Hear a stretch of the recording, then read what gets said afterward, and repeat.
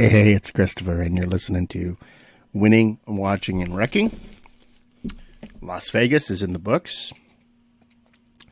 West Coast swing continues for Xfinity Series and the Cup Series. On to Phoenix. Valley of the Sun. No California this year, so Fontana would have been the next race. But now with this alternate Corona, fuck the Rona, scheduling, it's on Atlanta. So I guess for the people who get all the feels from nostalgia, Atlanta in March, first time in a long time, and you will see the return of the Truck Series then. And the Truck Series ran on Friday night. John Hunter Nemechek wins the big one. Everything was just the cards lined up for him. Made the right calls. Strong race. He's been strong since he's returned to the series, leaving behind his cup effort with Front Row Motorsports in favor of a lucrative ride here with Kyle Busch Motorsports. And this is his 7th career win for him. First with Kyle Busch Motorsports. And he's now the point leader, leaving here. First win in almost 3 years in this series. And all his previous wins prior to this win came with his dad's team, Joe. Front Row Joe Nemechek and Nemco Motorsports. So Nemechek held off the boss man, Kyle Busch, by 0.6 seconds. It was on a final restart. It was a 1-2 finish for KBM Motorsports. Then he led a best 94 laps in this event. Busch chipped in with a couple of laps of his own to make that total to 110 out of 134 circuits run, and Busch was going for his 4th consecutive Las Vegas spring race. And Busch battled back on this race from a blown tire with 50 laps remaining, restarting in 25th with 31 laps remaining to go in the race, and he broke into the top 10 in just under 10 laps. He was back in business and contending for the win. And I saw some video. I saw actually an Instagram post. Someone posted the Busch truck spinning, the 51, and captioning Spingate 2.0. Tried to look for the footage. Couldn't find nothing. Finally found that footage. Watched it twice. I see nothing to give credence to that claim that this was Spingate 2.0. Interesting choice of words to use. Interesting claim. Interesting. You're going to call out someone, make that kind of accusation. You got to back that up. I need evidence to back that claim that this is actually a Spingate 2.0, because it's not. Cut a tire down. Kyle Busch is in the business of winning, yes.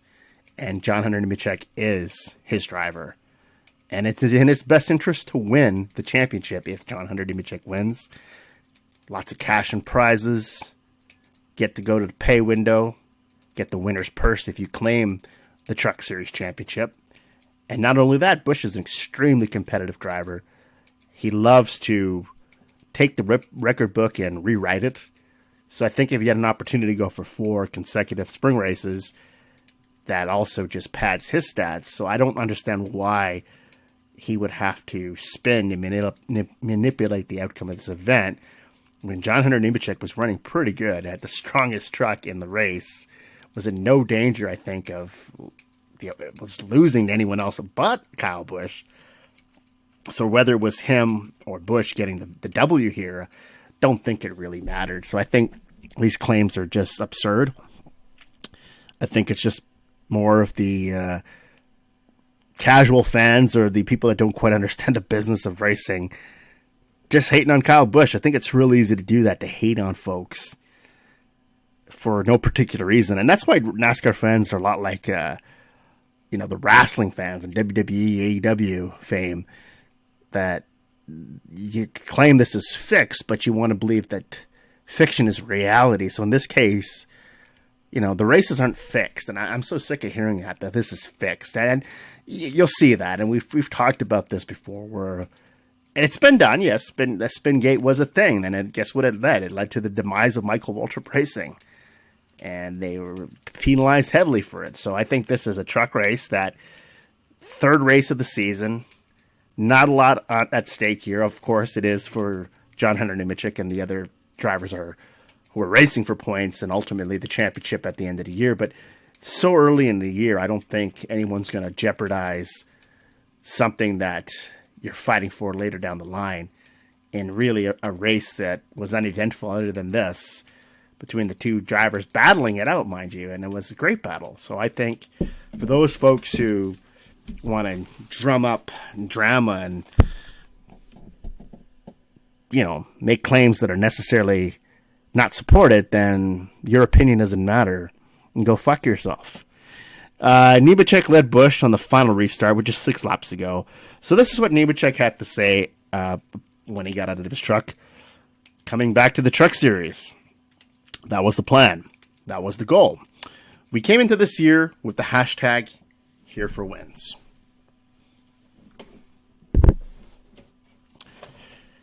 And we're here for wins. End quote.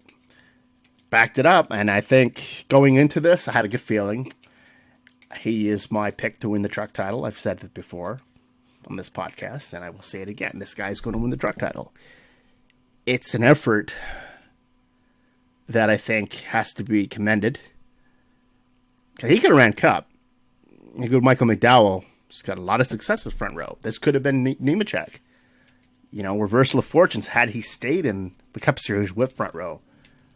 But he knows it's an effort that really you could put a lot of effort into that, and you're only going to get so much out. And again, that's no disrespect to front row. Front row, we know the story, having a Cinderella type run in Cup. Now, clock struck midnight a bit for them this week in the Cup Series, but nonetheless, will still be a factor, I think, once the year concludes. And Nemechek made that decision to go back here, but he's doing it with top-tier equipment. So I think that just becomes a matter of, do you want to run in Cup with a lower-tier team or a mid-pack team, run 25th, maybe sometime run in the top 20th tier, or do you want to be running up front? And again, his hashtag here for wins, well, he's here for this win, and he's going to be here for a lot more because this guy's got a lot of talent. And I think, what's the end game here? The end game is, again, he probably will get back to trucks, out of the trucks. He will get back to Xfinity. He will get to Cup, but maybe in an opportunity that's similar to that what Matt DiBenedetto did, what Corey LaJoie thought he was doing with Spire. It's just about being competitive, having that edge, and knowing each week you're going to go into the race with an opportunity and that chance at victory. I think that's something that is unparalleled, and it's at this point in time, it's becoming rarefied air. There's only so many teams that can win on a weekly basis in this series, and Busch Motorsports and the Truck Series, well, they fit that bill, and I think it's a commendable effort for John Hunter Nemechek here. So the crew chief, Eric Phillips, 38th career truck win. And this is his first truck win since winning at Phoenix with Eric Jones in the fall of 2014. So it's been a long time. Eric Phillips back atop the pit box for KBM. And we all knew what Eric Jones went on to do. Had a pretty nice career in Xfinity and Cup. And it's still in the Cup Series this very day. So let's read from our friends here. What do I like to do quite frequently on this podcast is read from our friends, the NASCAR Report on Instagram. So let me dial that up. The NASCAR Report. And here we go. So we're going to go to the page here with John Hunter winning. This was posted 3 days ago. So let's get some comments here. First one here. The Slim Demon. Well, Slim, let's see what you got to say. How you this quick? He ain't even burnt out yet. So, Slim, Slim. You got to go back to the drawing board there, fella. You're all over the place with this post. Yes, NASCAR Report does get dinged a lot. I think the creator of this content, he posts a little prematurely. That's okay. I think with one lap to go, or the green-white checkers, if that's the case, it's in an overtime state, the race, or the driver's got a 6-second lead, and he's around the final corner, barring some disaster, I think he's going to win. So, Slim, I mean, let's not talk about semantics here and get so uptight about just a post here. My goodness gracious. In any case, Slim, that is a grammatically incorrect sentence, so you might want to watch yourself before you post stuff. I know sometimes it's easy to make. I'm guilty of it too. I have sometimes spelling errors, or I leave things out, or autocorrect makes me look completely foolish. But in this case, check your work, my friend. So the replies to Mr. Slim, the NASCAR fan, 9_42, to the Slim Man. He has them pre-made, man. And the NASCAR report to Slim. I love the sarcasm. Magic. Guess what, Slim Demon? Poof. As soon as he crosses the finish line, just like that, we see a post on Instagram. Wow. NASCAR fan 99. He just proved he deserves that ride. Fair assessment. Jacob Kimball, 78. Instant. Instant what? If he would have won at Daytona in his first run in the car, that's instant, not this. This is 2 races later. It's not instant. Anovac 3 to Mr. Jacob Kimball. Yeah, he posted this before John Hunter Nemechek even won. I think we've established that. This NASCAR report, the guy behind the content, is quick, off the draw. He's good. Why is this such a problem if it's posted just a few seconds before the race actually becomes official? I don't see what the issue is here. Anthony Leach, 24, is so proud that he held off Kyle Busch. And he replies to him, Wild Man, the Wild Man. 18 KB, so wild. Right? He says to Kyle used to his stuff going from 25th to second. Another Wild Man, please. Just let's make some sense of this. Kyle used to his stuff. Okay, that doesn't make any sense. But anyway, Anthony Leach, the Wild Man, he always has his shenanigans. I don't get the content there. Shenanigans, like what a silly word. It's an overused word you hear the young folks saying. Shenanigan, like what shenanigans? Literally, I know someone who says that every 5 seconds. My God, goodness gracious, the young folk. We need to spend a little more time in the books instead of on your smartphones and your other devices that your parents pay for. Owen Lawrence, 35. Any relation to Joey? Whoa. Bro, gonna start posting these before the race even ends, and he's got a picture of a skeleton emoji. So I don't know why everybody is so hard here on Mr. NASCAR Report. It doesn't matter when the race became official. It pretty well was academic in both cases. Actually, in all 3 cases this weekend, the winner wasn't really in doubt on the final lap, folks. Spencer here, he says, Brr, I opened Instagram as soon as he crossed the line and saw this shit. Laughing emoji. Ron McKinsey, Brr, it ended like a second ago. And then we have Jackson, the NASCAR fan, 1041. At least Kyle Busch lost. Did he? He was the winning owner, so I didn't think he lost. Red Brenda says to Mr. Jackson, the NASCAR fan, he technically won also. Boom! That's what I'm talking about.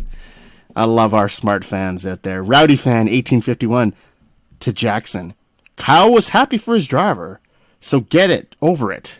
I wish Kyle had won, but I like Nemechek too. It's a consolation, huh?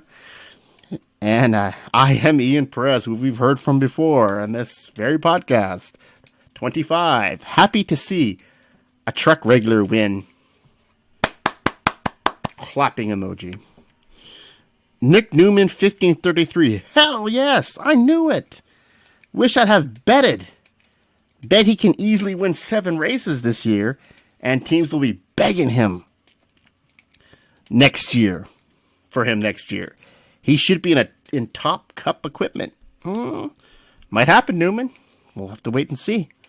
And then BC 5264 to Nick Newman, 2311 second car? Question mark. And they got to get the first car running right before we can start talking about expansion here. Rick Newman to BC, that would seem feasible. We'd like to see him in a Chevrolet, but any top Cup ride for him, I'd be happy. And we have Nick, and that will be the end of that. I'm going to put the kibosh on that, and we're going to go back to our friend here in a moment for the results of the Xfinity Series and the Cup Series. It's always fun to read those. There's so many fans out there with such convoluted ideas of what happens on the track, and think they kind of know it all. Well, you could say I'm saying that, right? I'm doing a podcast about this. Again, my opinions only. You can have yours, but I think I'll be the first to say when I think something sounds completely outlandish and foolish. So also, Austin Hill, he made his 100th career Truck Series start. Finishes third. That's the first top 5 for him in 2021. So good night for the regulars, as there wasn't a whole lot of Cup drivers entered in this race. So Niagara-on-the-Lakes, Ontario native, Stuart Friesen, he finishes 4th. And this is also his first top 5 of the season. That team has run fairly well over the past couple of years, and ThorSport continues their strong run to start 2021. You have Matt Crafton, 5th. This is the first top 5 of the season for him. And Ben Rhodes' win streak comes to a halt here, comes crashing down, and it hurts inside, brother. He finishes 10th, but remains second in the points. So ThorSport running fairly well this year, keeping up with Kyle Busch here. And Camping World. Camping World was all over this broadcast.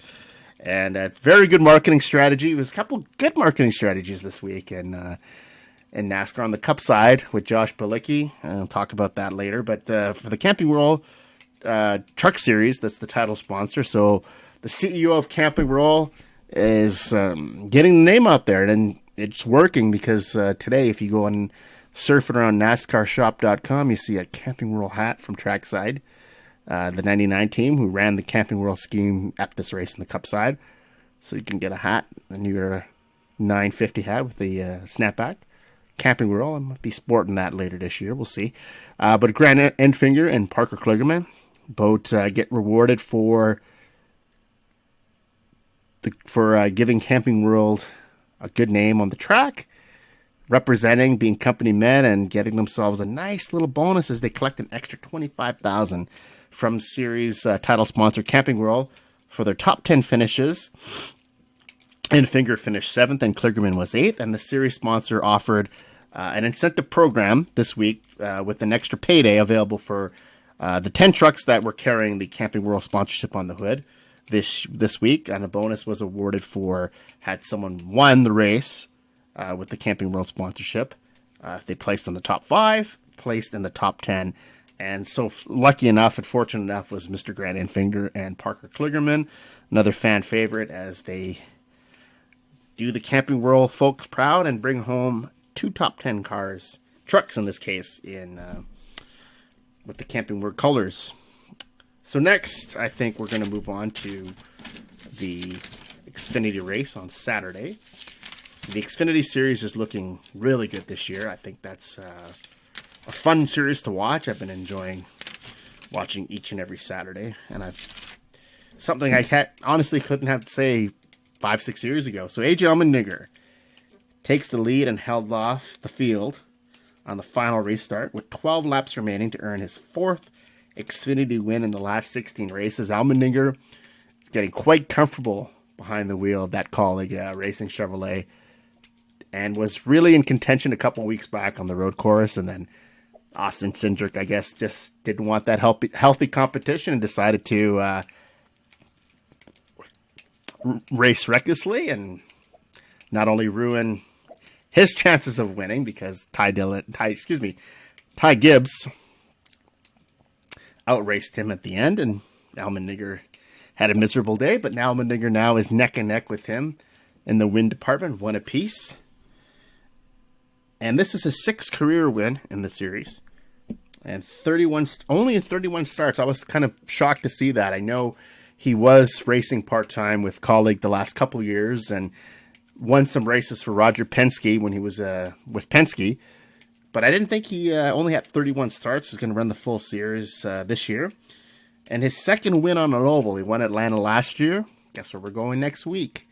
After Phoenix, Atlanta. So the 39-year-old California native in his first full-time season in NASCAR since 2018. And this was the first race at Las Vegas for him in 3 years. And this is the first season with Kaulig, as you said, full-time, following his successful part-time run for them for over the last 2 seasons. And that has already resulted in 3 victories.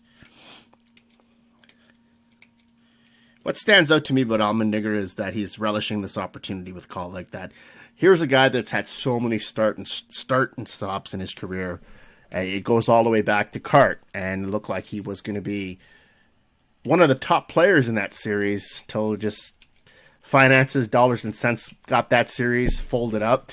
Could have went into the Indy Racing League and found a team there, but chose the NASCAR route, ended up with Red Bull Racing, and that was a mitigated disaster in the beginning, and they were still sorting things out. It wasn't maybe the best move for a rookie driver to be racing for a rookie team, and he found himself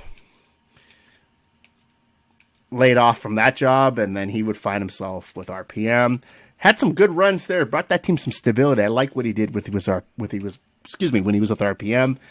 Then he had himself a stint with Penske. We all know how that turned out. It was disaster for him. He failed the wellness policy, was parked there, worked his way back with Phoenix Racing and James Finch's operation, and also his road to redemption here when he won an Xfinity race at Road America a few years back.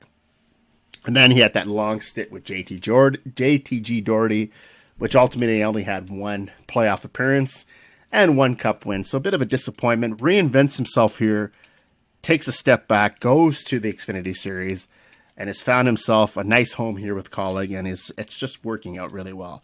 I think this is working out a lot better than Kaulig expected, but I always think anytime you have Allmendinger in this car and the burning desire he has I think he's still doing that, still wanting to prove his worth and prove that he belongs in the NASCAR ranks, that he can be a successful NASCAR driver, because I think a lot of folks see him as that road course ringer. And I think that's a moniker that we can't put on him anymore. It's unfair to say that Allmendinger is just a road ringer. He's much more than that. He's done really well in the Xfinity Series, but at the age of 39, I don't know if this is going to be a long-term plan for him, if there's any cup plans in the future. I know he's doing a part-time run for this team in Kaulig this year. He'll be running the road course events, but I don't know if at this stage of his career, if Allmendinger's end goal is to be back in the Cup Series, because he's finding himself to be up front and winning races here. I think once something is this successful, there's no real reason to abandon what you're doing here. And I think he's very grateful for this opportunity with Matthew Kaulig. You can see the admiration, the adulation he has for this man when he wins races. He did that last year in Atlanta. You see it here again. The guy's just so thankful and grateful that he has this opportunity. And he's a threat to win this championship. And I think a lot of people are going to look at Austin Cindric, the Joe Gibbs Racing contingency. You got some really good drivers there. Brandon Jones, Harrison Burton, Daniel Hemrick, is going to be a factor in this. But I just don't think it's fair to write off anybody from the Kaulig stable. Justin Haley has carved out a nice career for himself, and Jeb Burton, who, again, sort of like Allmendinger, so many starts and stops in his career. His future looked to be up in the air at one point. It didn't look like he was going to be one of those drivers that, again, had that famous bloodline, had the pedigree, but wasn't going to have that opportunity to showcase that talent. And for someone to really take that talent and take him to the next level. And he had sponsorship in place. That's not an issue that Jeb Burton has had, and it's what I think has led for redemption for him. And this Kaulig team has just been absolutely phenomenal this year. Allmendinger, who owns 4 of Kaulig's 8 Xfinity wins, he put Justin Haley also in the top 5 this week. And Daniel Hemrick, we'll go on to him in a minute. I am starting to feel really, really bad for this guy. I think every week when he steps into this number 18 car, he's got to feel, and we've talked about it a couple of weeks ago. We read that little article from Jayski on him, and he has to feel confident each and every time he steps into this car, but the results, they're just not there. Just not there yet. And he continues his strong run for Joe Gibbs Racing. Finished second for the 8th time. The 8th time he's been a runner-up in this series for the Xfinity Series. Only 2 races behind Dale Jarrett, who holds the record currently for most runner-up finishes before he finally won an Xfinity race, and he won that at Rougemont in 1986. But if you look at this, Hemrick, if you're going to get stressed out about this dubious distinction, don't. Because if you're going to follow in that same path as Dale Jarrett, kind of worked out for him. NASCAR Hall of Famer, multiple Daytona 500 winner, longevity in NASCAR, and he went on to win 11 races in this series. So if that's what it takes for Hemrick to finally get his first win, I think it'll be well worth the wait. So Hemrick, he leads 74 laps here on his way to his 3rd consecutive top 5 finish, now 2nd in the standings. He would go on to win stage 2 here. And this is what Hemrick had to say following the race. You hate to have one getaway like that. But we came here and we wanted to try and have more speed and lead laps and win stages. And we did that today. End quote. It's not a matter, I think, now if Hemrick wins. I think it's a matter of when he wins. I think he's at that point where you don't finish 8 times a runner-up in this series, 11 times overall if you count his truck races. You don't finish that many times as the runner-up and never win.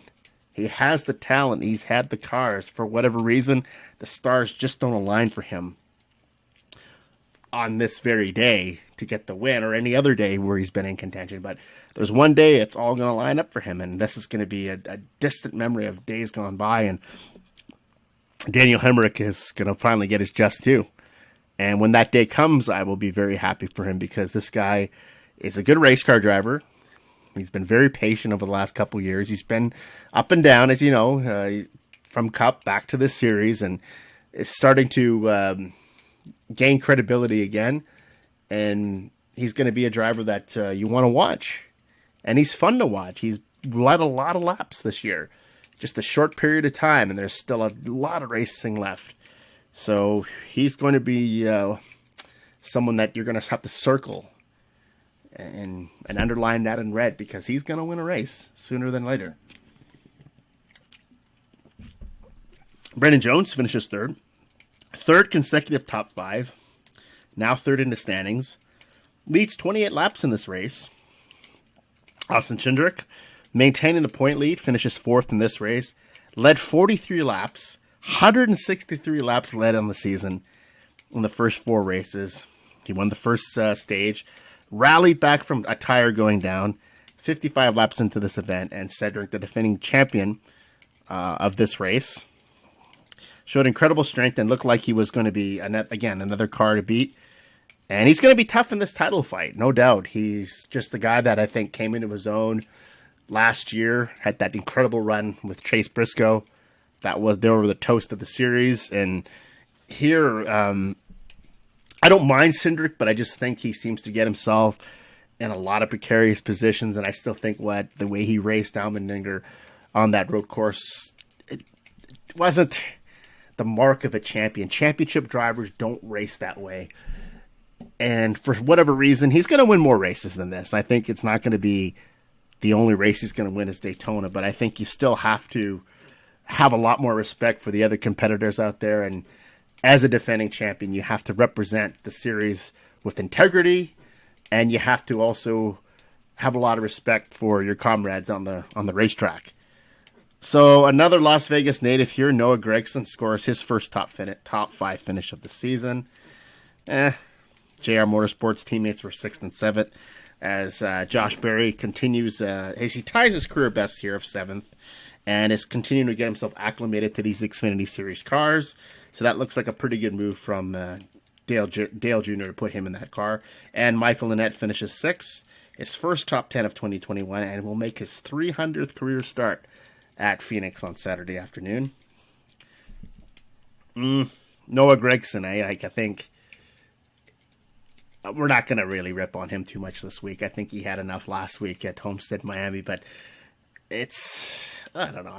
I don't really like this guy, to be honest. And I don't really say that often, but I'm not a fan of this driver. I don't know if he's going to go anywhere. So Justin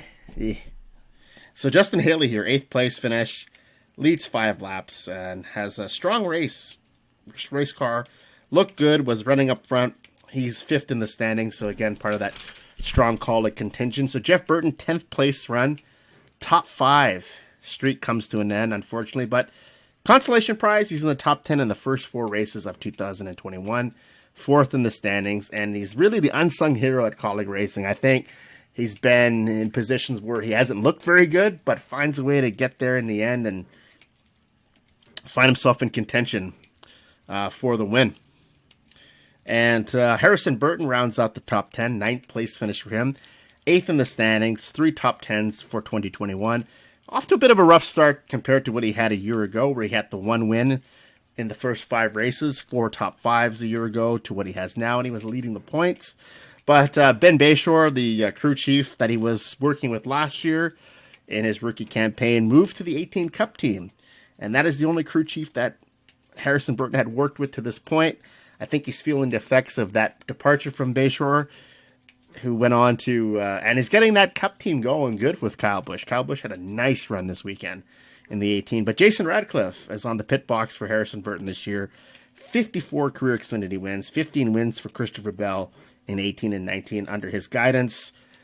I think just patience again, finding that spark where they will gel, and I think things will work out for Harrison Burton. But I think sometime when a team switches personnel and a crew chief you become quite comfortable working with, and a change of scenery sometime is not always the best case, and I think that's what the effects are being felt here for Harrison Burton. But I think that if anyone can turn this around, it would be Jason Radcliffe, who is a very good veteran and knows his way around the Cup Garage and the Xfinity Series. So other good finishes that you got to commend, give a kind of a round of applause to, is Brandon Brown, 11th. This is his second top 10 in 2021. He remains 10th in the standings and continue to compete with the big names of the series when this family-owned operation, and finding a way to get a lot of screen time in the Fox broadcast. And Joey Logano, again, was absolutely abysmal on the call again. Jesus. And Santino Ferrucci, in his second career Xfinity race, finishes 13th on the lead lap for Sam Hunt Racing. So really nice to see that for him, as he didn't look too good in his debut race for Homestead, Miami. And it's good to see the Sam Hunt team running up front. That's a new young team as well, so we'll see more out of them. But let's go back to our friends at NASCAR Report, and let's see what the folks are saying about AJ Allmendinger's win on Saturday afternoon. So Koslow, that's the first person here I'm going to handle. You posted just before they even crossed the line. Brah! It's like Dog the Bounty Hunter. Brah. You're on ice, brah. Remember that guy? Dog the Bounty Hunter, A&E? Oh my God. When I hear anyone say brah, that's what that reminds me of. I always go back to the Dog, the Bounty Hunter. So Paul Simon. Oh my God, Paul Simon. Paul Simon took some time out of his busy schedule to comment on this race. But it's Paul Simon, 5760, not the guy that's brought us You Can Call Me Al and Graceland. Says to Koslow, wasn't wrong. No harm done. I agree with you, Paul. Matt Jump. He won on an oval. Okay, I'm going to disagree with this and get mad at this.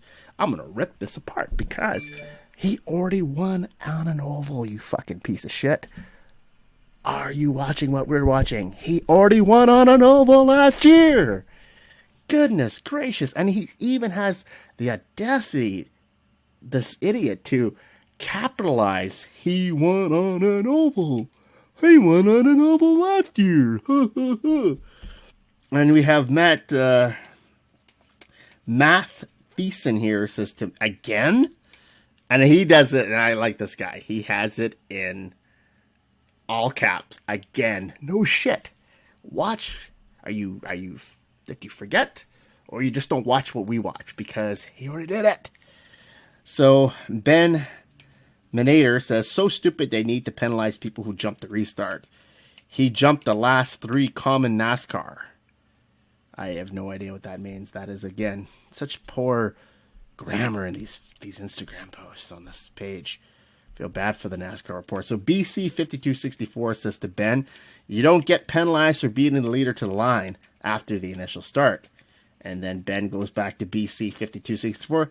Yes, you do. It happened to Kurt Busch and Brad and Chase. So before you start running your mouth, shut up. Oh, it's getting off the gloves. It's getting intense here.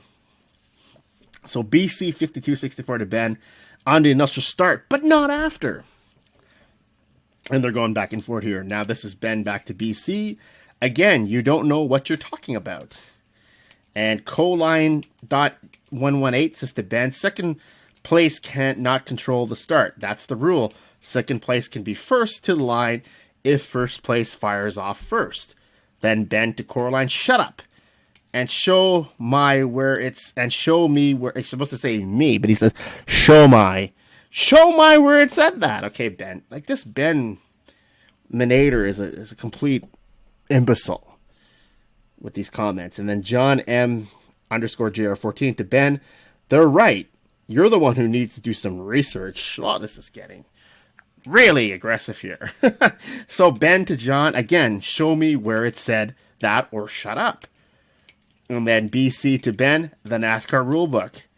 Ben back to BC, show me where the NASCAR rulebook, otherwise shut up.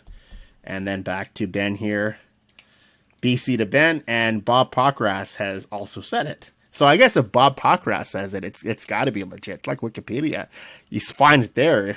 It's fucking it's gospel. So Ben, Kevin Kenyon 45 to Ben, if they have a slow start, they can beat them to the line. They just can't start They just can't start going before they seems like someone's a little salt. Wow, that is like the folks here need to take their time. Stop getting so hot under your little keyboards here on your smartphones or your iPads or wherever the fuck you're typing this. Take your time.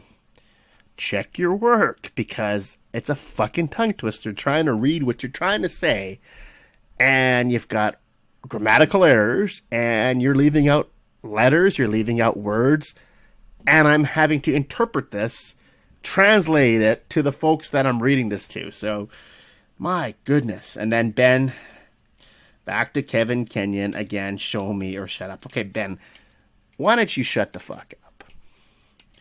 Really?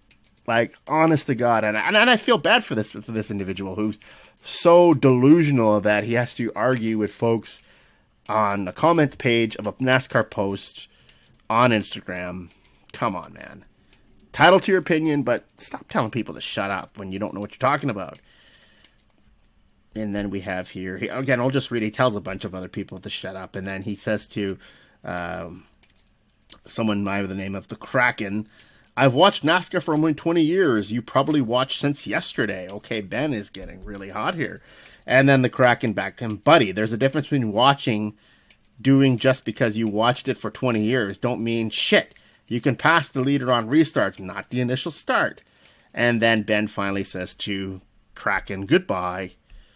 And it just goes on and on and on here with this poor delusional individual. So we're going to move on from him and that post. So the disappointments of the week in the Xfinity series, Riley Herbst, man. I'll be honest, I didn't know much about Riley Herbst last year. I didn't watch a lot of the Xfinity races, and I've only seen a handful.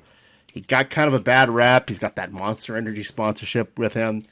Spoiled kid from Las Vegas. And if you watch a video, which is kind of, I want to get a feel for this guy. I want to kind of, before I started to speak about him doing this podcast, I did my homework, got to know a little bit about him. And he did an interview in a K&N race where the female reporter asked him, Well, do you think you can get that car back out there? And there's heavy damage to the front of the car. And he almost kind of blew her off, brushed her off, and said, have you seen the car? And then she persists to ask him, well, can you get it back out there? And the obvious answer was no, but he could have handled this with a little more professionalism. And when the cameras go off, she calls him, what a douche. So that's when I kind of knew. And then you keep hearing the comments on Racing Reference about how this kid is just a moving safety cone. This guy is just an absolute wreck. He's absolutely dangerous out there. And he's been responsible for tearing up a lot of race cars. I think that's why Joe Gibbs Racing showed him the door prior to 2021. So 3 crashes in the first 4 races of the season. His best finish is an 11th. Squeaked that one out at Homestead. But he was also involved with an incident with Justin Allgaier. Pinned the car between the wall there at the top. This is a sad start for the 98 team of Stuart Haas Racing here. They're having a rough go of it in Cup, but a rough go of it here. Following a really strong run from Chase Briscoe in this car a year ago. And I think during the broadcast, Kurt and Joey Logano were making a comment that Chase Briscoe was actually working with Riley Herbst to try to, I guess, show him the ropes, figure out why this car is not running as well as it was a year ago. And this car had dominated this race a year ago with Chase Briscoe at the wheel. No such luck here. So you're starting to, the facts are starting to speak for themselves here that this guy maybe is not as talented as he appears to be, or, again, dollars and cents. Grew up in a racing family, and, again, maybe a spoiled rich kid who has daddy's money to run here. That's what this could be. This guy's a really bad rap for wrecking cars, and this year is he's living up to that. And I don't know, man. He got caught up in the 2 wrecks caused by Ty Dillon here and at Daytona. So I guess he might have Ty Dillon to thank for some of his unfortunate luck early on. But I can't imagine if this guy continues to struggle much more. And Stuart Haas is a respectable organization. This could be, he could be on borrowed time, this individual. We don't know. We'll have to wait and see. But it's not looking good for O'Reilly here. And then Ty Dillon, what a disastrous. And I feel bad for Ty Dillon. I think Ty Dillon is an incredible talent. And I give him a lot of credit for sticking it out with Germain, the Cup effort. It just didn't click.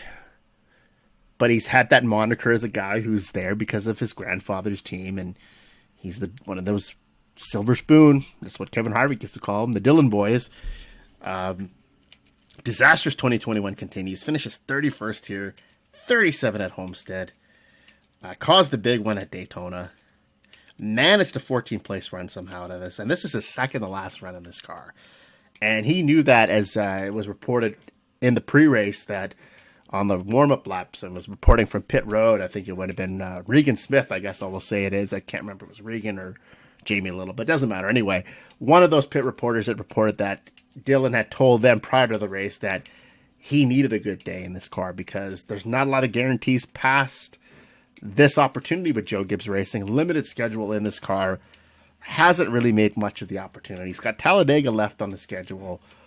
I mean, that's a place where, again, his experience on plate tracks could come into play here, but it's not looking good for Ty, man. And then you have on the Cup side, the Jump Brothers racing effort was a complete disaster.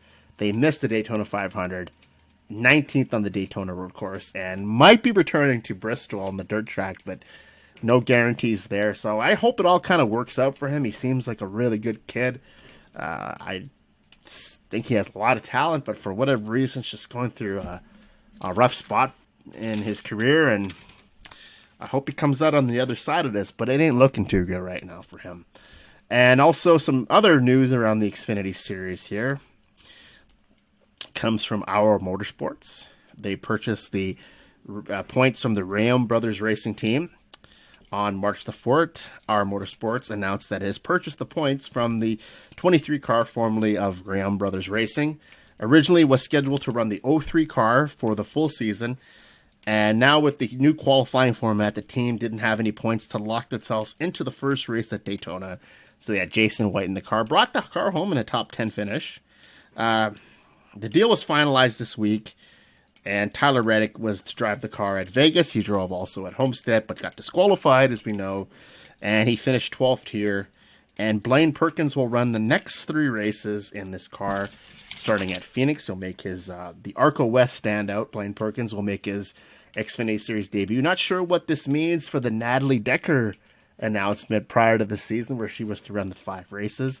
She was slated to run at Talladega in the spring, Nashville, Road America, Martinsville in the fall. So I don't know what this acquisition means now for her running the car, but when she took the wheel at Daytona on the road course, as you remember, kind of got into some issues there on lap 3, and yeah, it wasn't good. So I don't know what that means for Natalie Decker as we record this on National Women's Day, but hopefully we'll see more of Decker somewhere. Maybe someone will pick her up, but I don't know. This looks kind of in doubt now that she will ever run in this car again. I think they might use a variety of drivers, primarily Tyler Reddick, and they've been running pretty good with Brett Moffitt in this car this year. So our Motorsports, small team that's trying to find their way in, but the technicality is this year with the Rona messing everything up again, we're not doing time trials every week. So these teams who don't have a lot of experience or a lot of funding and don't have a lot of track time, they practice, it's just not there. So these are coming in, cold cars coming in with really not a lot of notes, not a lot of time on the track. So it's not advantageous at all for a team that is trying to get started in the Corona era here. And it's also hurt another team, Bassett Racing and Jordan Anderson, concerned about their Xfinity futures. Anderson has fallen victim to the loophole in NASCAR's new qualifying procedure. In the weeks and months since the offset of the COVID-19 pandemic, the sanctioning body has had to adjust the qualifying procedures, as we know, across all 3 touring series. And NASCAR using mathematical metrics to set the field. And this metric is based upon previous rate of the owner points. It's based on finishing positions, fastest laps from previous events. And I guess, again, as I just alluded to, if you don't have anything to go back on, then you're at extreme disadvantage here. And this is to ensure that all competitors have an equal shot at making the race. And this has been the issue for the Jordan Anderson team. And the sport has expanded the Xfinity fields and the truck fields to 40 this year. And Ronnie Bissett and Dylan Bissett from Bissett Brothers Racing, also DNQ'd at Vegas. They are splitting the driving duties. And Bissett is racing, had the intentions to race the full season this year, all 33 Xfinity races. But after running part-time with the DGM partnership for the past 2 years, they are finding it very difficult to make the events. And their future looks pretty much in doubt now. And for poor Jordan Anderson, he's failed to make all 4 of the races in 2021. And has had some good luck in the trucks, but maybe that's something that he could focus on. Maybe this could work out in the trucks, but for whatever reason, extremely difficult in the Xfinity Series this year. And that's unfortunate that they have these new qualifying procedures, but I guess it is to keep the playing field level. So on to the Cup Series, the main event on Sunday. Kyle Larson wins Las Vegas, his first win of 2021. 4th race for Hendrick Motorsports, and his 4th race for Hendrick Motorsports, leads 103 laps. Special paint scheme for Hendrick. The first time that this car was run with this scheme that is similar to the scheme that Ricky Hendrick ran in the 5 car, and a rich history for Hendrick Motorsports, and you know how much that paint scheme means to Mr. Hendrick. And Larson, his first win in the Cup Series since Dover in October of 2019. That's when he was with Chip Ganassi. And this is Hendrick's 265th win in Cup, 3 away from tying Payday Enterprises for the all-times leaderboard, and 4 wins away from shattering that record and standing alone as the supreme team in Cup. So this is back-to-back wins for Hendrick. Byron at Homestead, here Larson at Vegas. And this is Larson's 7th Cup career win in 227 starts. He's 3rd in the points, and off to a really strong start here. He's got the 1 win, 2 top 5s, 3 top 10s for him. And this win goes a long way in his comeback. I know a lot of people And we're not going to talk about it. We've talked about it ad nauseum already, but we all know what happened with the racial slur. And this is a gratifying win for Larson. This is a way for him to prove that he's got the talent, that it's a mistake, it's an error. It's something happened there where, you slip up. It's all perception and perspective. And it's good to see that Mr. Hendrick has given Larson this golden opportunity. Larson's convincing win was by 3.1 seconds over Brad Keselowski. And Larson, 28 years old, of Elk Grove, California, became the fastest winner for Hendrick Motorsports' long and esteemed history, taking the checkered flag, as we mentioned, in only his fourth start. And also, this is pretty cool because the 5 car has a rich history with Hendrick Motorsports. This is one of the original numbers for Hendrick, and it's nice to see that in the winner's circle. It was a hard-earned win for Larson, who missed most of last season, serving suspension for using a racially insensitive language and following a course of rehabilitation and sensitivity training. The popular young Californian was reinstated by NASCAR on January the 1st. He came into the season with Hendrick Motorsports grateful and ready to redeem himself. This is what Larson said in his post-race to Regan Smith once he climbed out of the car for claiming the checkers. It was such an awesome car. Cliff and everybody did that's Cliff Daniels, the crew chief, and everybody did a great job preparing this piece. It was so much fun to drive. I could go wherever I wanted to. I know we had a excuse me. I know we had a really good car. Once we would kind of get the single filed out, but just drafting early in the run was tough. End quote. Excuse me there. But thank you so much to Mr. Hendrick, Jeff Gordon, and everybody, and Hendrick Motorsports for the amazing opportunity I've been gifted. Hendrick Motorsports, Chevrolet, everybody at the engine shop, thank you so much for all of the hard work. This is definitely special, end quote. So this was Cliff Daniels' first win as a crew chief in the NASCAR Cup Series, 55 races in. Spent the last year with last year's of Jimmy Johnson's career. So essentially, this is interesting. This is the Jimmy Johnson team. This is the 48 car, where what you see as the 48 car now was the 88 with Alex Bowman. So Cliff Daniels gained a lot of experience working with the 7-time champion. I think this was just a match made in heaven here before Larson and Cliff Daniels. This is going to be a force to be reckoned with, this team going down the line. I think Larson's talent is a credit to the success he's going to achieve here at Hendrick Motorsports this year.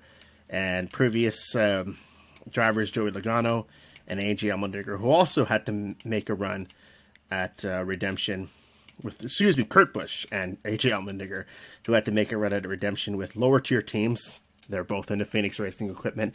Larson was really fortunate he didn't have to do that. He gets himself into a little bit of hot water with that slip up, and you get gifted the best team in the business. What more can you ask for? So I think when you see Larson, how he really did relish this opportunity and knows that he's been given that second chance, and everybody deserves a second chance in life. I think this is something you could take not only from NASCAR, but use in your everyday life, that no matter what happens, there's always a chance you could come out on the other side and things will be peachy. I think this is great to see. Larson was finishing his live television interview when Brad Keselowski ran across the infield grass to shake Larson's hand and congratulate him on the great race performance. And also Keselowski and him have become quite good friends through the years, both exceptionally talented drivers. And this is what Brad Keselowski had to say. I'm just happy for him. I know he's been through a lot in the last year, and he's a good kid who I've known for a little while. And he's a good he has a good family, and I'm just happy to see him bounce back, end quote. So Brad Keselowski finishes second here. This is now second in the points, and this was his second top 5 finish in 2021. At the Daytona road course, he was 5th. He won stage 1. So Keselowski was looking really good again.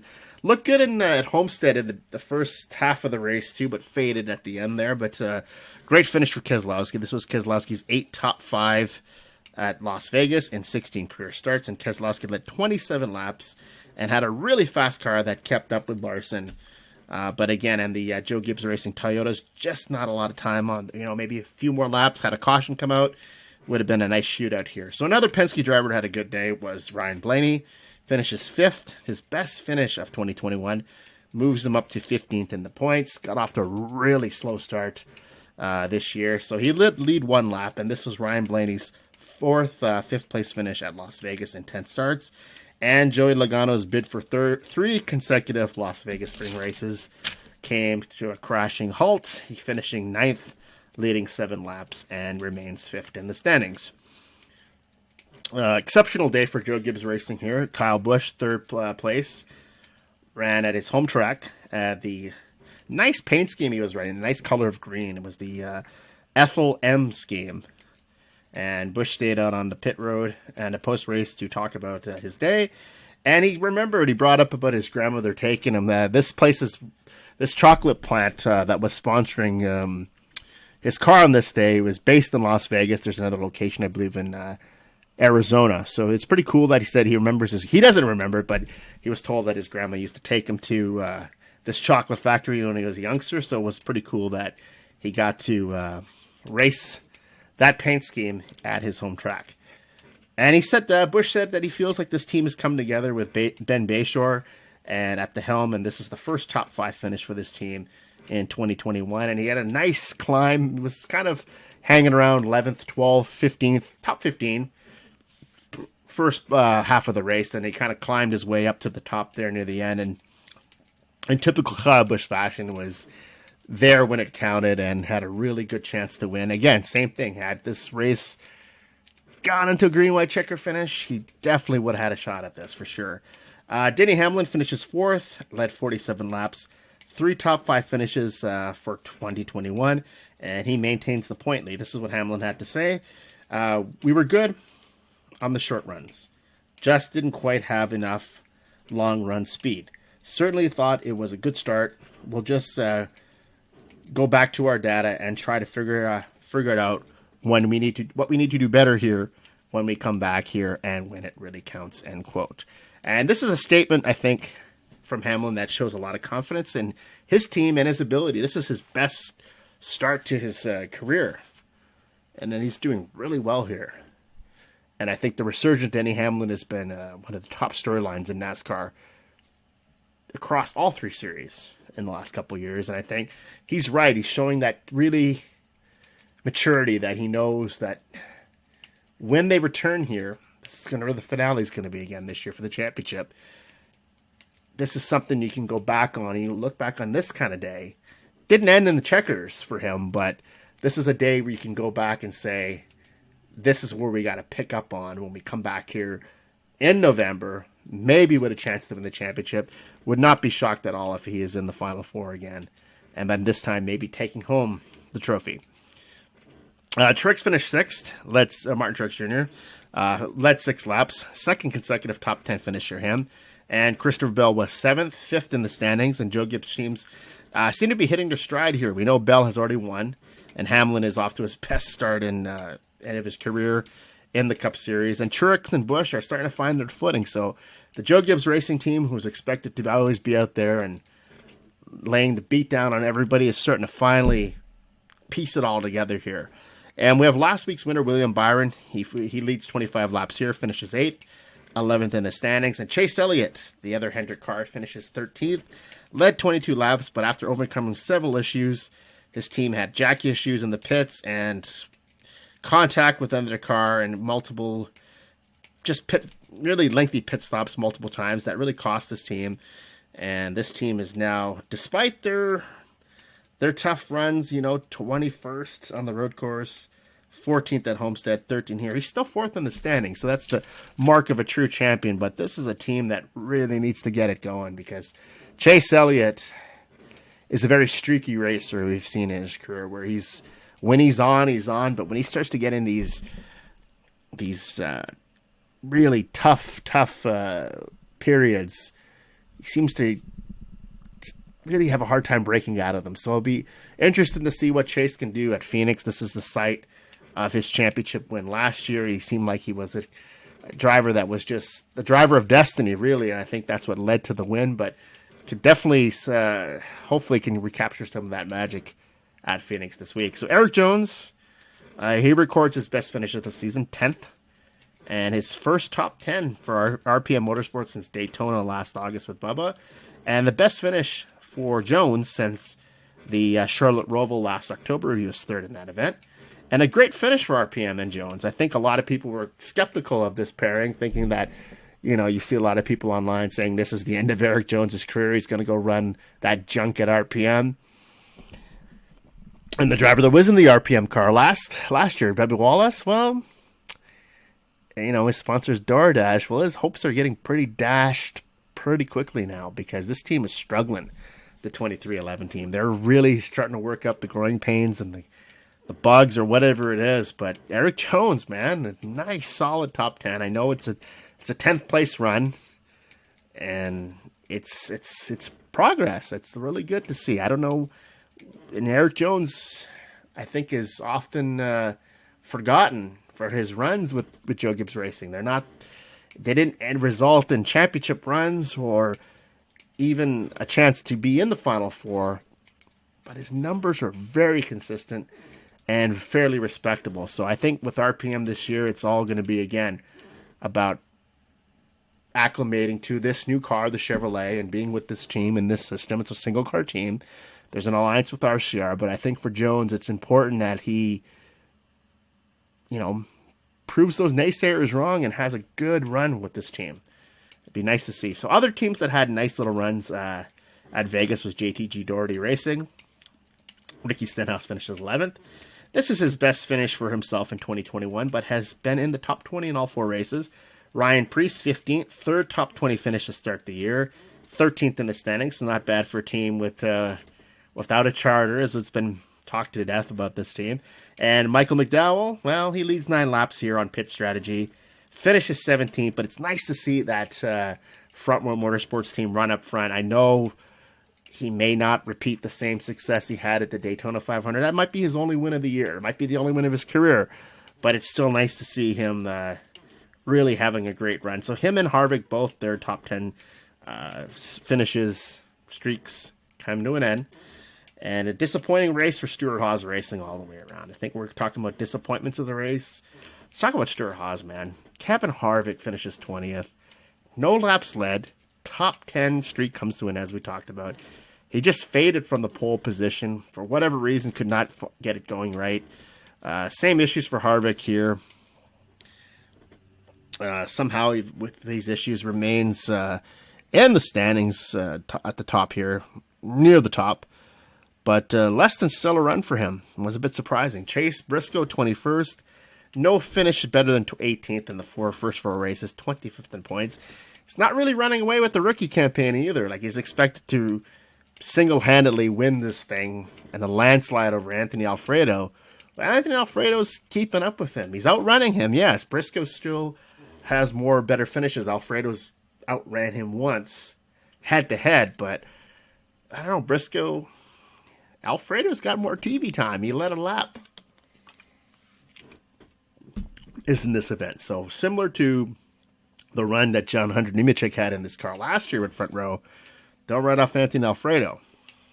And Cole Custer, 25th. His had 2 lug nuts come loose there on the track. So he gets fined $20,000 for and one race suspension for the crew chief, Mike Shiplett. Not good. This Stuart Haas Racing looks to be a team in complete disarray. Eric Almirola, 38th place finish, involved in a crash here. This is the second time this year that he's been involved in a crash, and no finish better than 17th. And he's 28th in the points at this moment, and really his 4th consecutive playoff appearance looks to be in severe jeopardy at this point if this team doesn't get going. And he has not won a race since 2018. That was his first year at Stuart Haas Racing. There's much made about Eric Almirola and the contracts each year. I know he's good, re-signed with Smithfield for this year, but beyond that, I don't know. If the performance isn't there, it could be a whole entire facelift for Stuart Haas Racing. And I was a bit shocked too, that they did not pursue Kyle Larson. I don't think they might have, from what you read, but I think in the end it was quite apparent he was going to end up in Hendrick car equipment. But I think Kyle Larson would have been a huge upgrade for the Stuart Haas Racing team. But for whatever reason, it didn't quite work out, and this team looks to be behind the 8 ball. Corey LaJoie, 37th place finish. Again, tough day for him. Rear end issues ended his day. 29th in points. It's all been downhill since his 9th place run at Daytona in the 500. And it looks like each and every week it's one disaster or the other for this guy. And it's just really tough. Good marketing again with having his face on the car. It's a couple times he's had that, but this, I don't know. Corey LaJoie, man, there's a lot made about him leaving Go Fast Racing for a more competitive team, but you kind of find yourself in the same boat here, not making a lot of waves. So another little news piece that came out, before we wrap up here and put Vegas in the rearview mirror, the Dollar Loan Center, the CEO, Chuck Brennan, placed a $10,000 bet to win $10 million at Circa on Josh Bilicki, who was a 1 million to 1 odds to win this race on Sunday. And the Dollar Loan Center was the primary sponsor of Bilicki's 52 Rick Ware Racing Ford, and the company who also offers don'tbebroke.com would have paid off, get this, all Nevada customers' loans if Bilicki had won the race on Sunday. Well, I hope they weren't counting on this and saying, Bilicki's going to win this race. It's like going to bingo, where you go into that mentality. I'm going to go to the bingo game this evening, or you play a lottery ticket and, you sort of get caught up in a fantasy land where you think you're going to win and all your troubles are going to be wiped out. Well, if you're waiting for that, for these people who had outstanding loans with this company, Josh Bilicki kind of let you down. He finished 35th, 15 laps off the pace. So unfortunately, great marketing tool, but Josh Bilicki was not going to be the man to save the day for all those folks who had an outstanding loan with don'tbebroke.com. So now to Phoenix. Interesting. In the West Coast swing, you go from this track at Vegas to Phoenix, which kind of feels like a short track on steroids, I guess, if you will, for Phoenix. I'll give you my 5 drivers to watch like I do each and every week. Joe Gibbs Racing has won 4 of the last 7, but I think all eyes will be on Chase Elliott, as he's won the title here last fall, and it's his first career Phoenix win, in desperate need of a win. Has not looked really stellar since the Daytona 500. He got the runner-up finish there. And Hendrick Motorsports going for 3 in a row for the first time since 2015, when Martinsville, Jeff Gordon.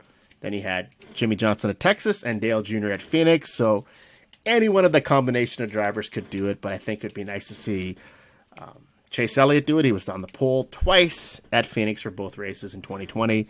3 top 5s in 10 starts, 6 top 10s in the last 10 starts, 246 laps led at Phoenix in 2020. Is this the place where Chase can turn it around and start to look more like the defending champion of the series instead of a driver who seems to be looking for answers? Denny Hamlin, 3 top 5s in the last 4 Phoenix races, won the fall race in 2019, led 143 laps, 2 career wins at Phoenix. The other one came in the spring of 2012, and Hamlin is going for his 4th top 5 finish in the first 5 races. Best career start for him, as we mentioned earlier in the podcast, and this is really cool. Again, I'd like to see a battle between Hamlin and Elliott. We're still waiting to see that unfold this year. And as we talked about, Stuart Haas Racing, rough start to the season, but 9 wins and 36 Cup starts at Phoenix for Kevin Harvick. So maybe this is the place where, much like Chase Elliott, a team that seems to be always the toast of the series, top-notch team, might be looking for their breakout race. This could be it for him. 12 top 5 finishes in the last 12 top 5 finishes in Phoenix in the last 10 races there. At one point, he had won 4 in a row at Phoenix from fall of 2013 to the spring of 2015. And that is quite an impressive... Excuse me, that was 12 top 5 finishes in the last 15 Phoenix races. Screwed myself up there, but we corrected it for you. So there we go. So that's how Harvick is. Very good Phoenix driver. Wouldn't be shocked if he gets things going. But that Stuart Haas team needs a shot in the armor. They need something to go right for them because it has not looked pretty at all. And Kyle Larson, fresh off his first win in 2 years, 3 top 5s in the last 4 Phoenix races. The runner-up at Phoenix in 2017. Back-to-back wins. Hasn't been done since last fall with Chase Elliott and Hendrick. And we know that they're going for 3 consecutive for the first time since 2015. And Kyle Busch, fresh off his first top 5 of 2021. 9 top 5 finishes in the last 11 Phoenix races. 2 of those were victories and 3 wins at Phoenix overall. His second career win came at Phoenix back in 2005 when he was racing for, well, you guessed it, the number 5, and that's the Kellogg's car of Hendrick Motorsports with Tony the Tiger on the hood. That was a pretty cool paint scheme. And he has 11 Xfinity wins in 24 starts at this racetrack. So Phoenix is going to, again, much like Vegas when they go back, so the teams that maybe didn't have the great run or teams that had good runs will go back and look at their notes and see what they can do differently the next time by when it counts, as Hamlin said. And that's the same scenario for here at Phoenix. I think this is going to be the barometer to who runs well here in the finale, and those drivers that we just named, the Chase Elliott's, the Hamlins of the world, Harvick's, maybe these will be competing for the championship, and this can kind of set the pace for their season. So the drivers who have yet to put a W in a 1 win in the win column. So this is going to be the end of this race. I'm going to lengthy podcast today, but I really felt there was a lot to talk about, and it was a good weekend of racing. So it's cool to see AJ Allmendinger making the most of his colleague racing opportunity. Kyle Larson, the road to redemption is looking pretty bright for him. And John Henry Nemechek, who gets his first truck win in nearly 3 years. So we'll see what happens at Phoenix, and then off to Atlanta, and then I think it's been advertised ad nauseum on the Fox broadcast. The Bristol Dirt Race, don't know what to make of that. That'll be the first time the Cup Series will be on dirt since 1970, so that's... I know the trucks were at Eldora the last 3 or 4 years, and I thought it's kind of gimmicky. I don't know if I like the Cup Series being on the dirt, or it just... I don't know. We'll have to wait and see. Maybe it could be... something that is absolutely marvelous to watch, and it could be become a race. It could become a fan favorite. Who knows? But until then, I'm going to say good evening to you all, and hope everyone has a really good week. And I hope you enjoy the races at Phoenix. And we're very, really, really close to spring baseball season. Warmer days. Sun will be out a little bit later, so things are trending in the right direction. I hope they're trending that way for you. And until next week, this is Christopher, and you have been listening to Watching, Winning, and Wrecking, and I hope you have a very, very, very nice evening. I will see you.